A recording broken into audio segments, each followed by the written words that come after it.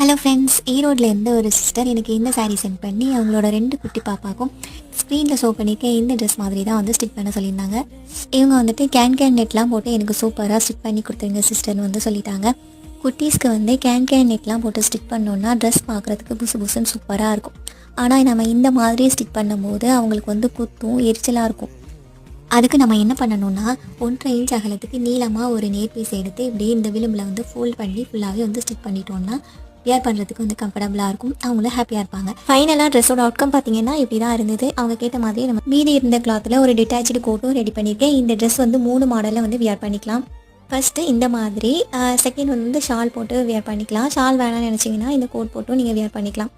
2 year பேபிக்கும் same மாடலில் தான் stitch பண்ணிக்கேன். இந்த மாதிரி உங்களுக்கும் ஏதாச்சும் கஸ்டமைஸ் பண்ணணும்னு நினச்சிங்கன்னா கீழே என்னோடய வாட்ஸ்அப் நம்பர் கொடுத்துருக்கேன், மெசேஜ் பண்ணுங்கள். வீடியோ பிடிச்சிருந்தா லைக் பண்ணுங்கள்.